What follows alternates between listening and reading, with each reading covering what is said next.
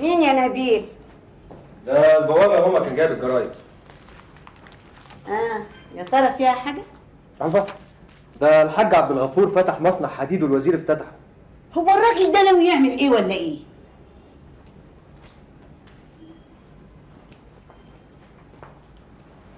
اديني جورنان يا نبيل.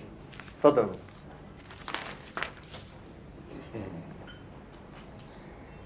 فكرة المصنع دي كانت فكرتي. افضل انت فكر للناس بس كده. امال كنت عاوزاني اعمل ايه؟ افتح مصنع انا كمان؟ انا هتجنن بقى الراجل الجاهل ده يعمل كل الحاجات دي. صحيح يدي الحلق للي بلا ودان. لا يا درية، الحاج عبد الغفور مش جاهل ولا بسيط زي ما انت فاهمة. الحاج عبد الغفور مخه كبير وحياته كلها شغل. ما انت يا اخويا طول عمرك بتشتغل، عملت ايه؟ لا يا ماما، الشغل لوحده مش كفايه. في نوعين من الناس، نوع بيفكر قبل ما يشتغل، والنوع التاني بيشتغل وبس. وايه بقى الفرق؟ الفرق ان اللي بيفكروا بيقدروا يستغلوا الفرص اللي قدامهم او بيدوروا على الفرص دي، ومعظم الناس دول بيبقوا من اصحاب العقليه الرأسماليه. هو ده اللي درستوه في كلية الحقوق؟ طب لما نشوف، يا ريت تبقى تطبقه على نفسك.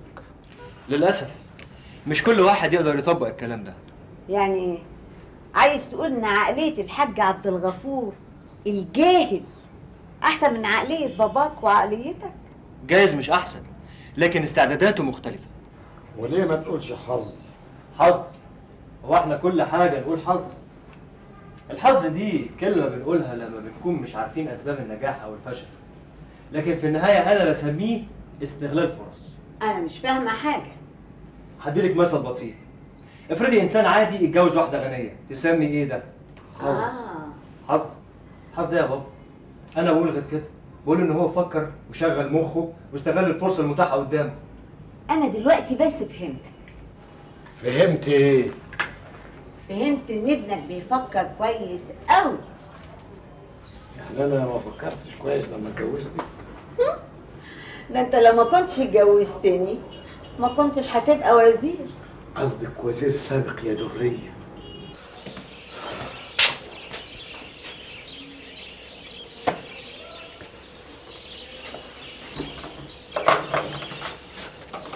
حسين موجود؟ ايوه اتفضل. لا متشكر، قولوا له انا هستناه هنا.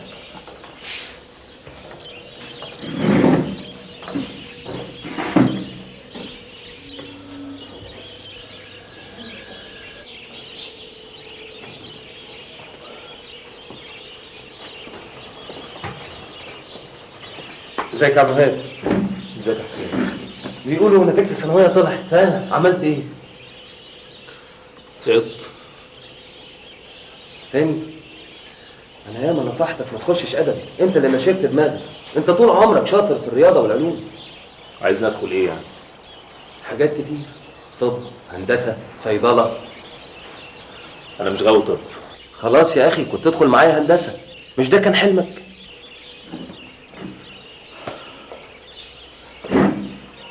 هندسه في الاخر هروح فين؟ اروح اشتغل في الوكاله؟ لا يا بقت وكاله وبس، ده بقى في مصانع كمان. هي الناس النهارده بتتكلم غير عن الحاج عبد الغفور؟ طول عمرهم بيتكلموا عن ابويا، عمرهم ما اتكلموا عني. لانك لسه ما عملتش حاجه، ومش هتعمل حاجه طول ما انت مش عارف انت عاوز ايه. انا عايز حاجات كتير بس مش قادر اختار. لانك خايف. خايف من ايه؟ ايوه خايف. خايف لو نجحت الناس تقول ده ابن الحاج عبد الغفور. ما لسه هيقولوا؟ ما طول عمرهم بيقولوا. ده انا حتى في المدرسه كانوا بيتجاهلوا اسمي، كانوا بينادوني بعبد الغفور. دي مش مشكله والدك، دي مشكلتك انت يا عبد الوهاب. جايز. جايز؟ ايه مش مقتنع؟ بقول لك ايه، ما تيجي نروح في اي حته. نروح فين؟ اي مكان يا اخي. جرى ايه يا حاجه؟ روقي يا اختي، الزعل مش كويس عشان صحتك. طب وربنا دي عين مصابتكم، ما تبخري يا حاج. حقه عين وصابتنا. فرة جت في عيالي كلهم، كل عيالي تسقط. بس الحمد لله نظيره نجحت هي وفاطمه بنتي. انا هعمل ايه بنجاح البنات؟ انا كان المهم عندنا الصبي، تاني سنه يسقط فيها، ده غلب ايه ده؟ ده خضير يا ضنايا، يعني امه متعكنن عكننه ما حصلتش، ويقول لي انا مش حاسس يا ماما ان انا نجحت، مش حاسس ان انا نجحت يا ماما، وبيقول لي نفسي بعد الشر بعد الشر بعد الشر ان هو اللي يسقط وعبد الوهاب ابنك هو اللي ينجح. يا اختي الله اكبر، الف بعد الشر عليه، فيه الخير والله. انا بس مش حاسس فيا غير زعل الراجل. طلعت من غير وش، معلش بقى، انا بحبها من غير وش. انا عايزاك تسمعني كويس. خير؟ ابنك خضير من بكره تاخده معاك الوكاله. اشمعنى؟ انت هتخش لي قافله؟ بكره تاخده معاك الوكاله، عايزاه يبقى قريب من الحاج. يعني الواد ما يكملش علامه ولا ايه؟ في الاجازه بس يا كشري. تعالى يا ابني شوف امك عايزاك تعمل ايه. في ايه يا ماما؟ من بكره هتنزل الوكاله مع ابوه. الوكالة؟ ليه؟ انت تنفذ اللي بقول لك عليه من غير ما تقول لي ليه. مش بس افهم الاول. الله. هتشتغل مع ابوه، مش انت عندك اجازه دلوقتي؟ يعني صالح ما وراكش حاجه، روح السد. يا ماما الاجازه ديت علشان خاطر استريح فيها، وديكي شفت انا تعبت قد ايه السنه دي. وجد بفايده يا حبيب امك. طيب عاوزه مني ايه دلوقتي؟ عاوزه مصلحتك، انتوا اصلكم مش عارفين اللي في دماغي.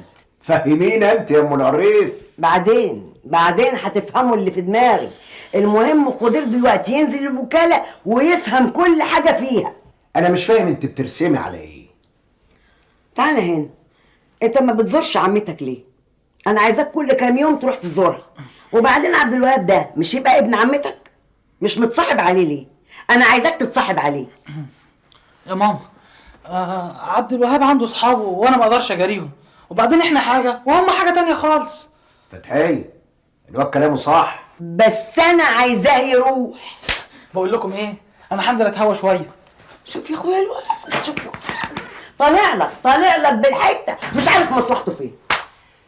هي ايه الحكايه يا فتحية؟ انت عايزه ايه بالظبط؟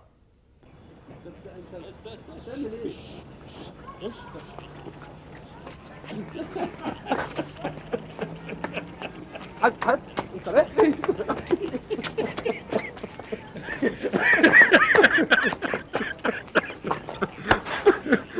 بقول لك يا ابو بقول لك ايه، ما تيجي نروح بقى. نروح؟ اه نروح نعمل ايه؟ ها؟ نعمل ايه؟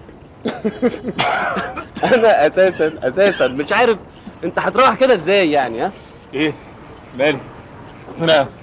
انا كويس قوي اهو. كويس قوي فين بس؟ ريحه الهب والبيره اللي طالعه من بقك ده. ما انت مش واخد بالك. بس انا عقبال ما اوصل لغايه البيت ايوه اكون ريحه الهبو ده طارت. ايه هي اللي طارت في ايه؟ طارت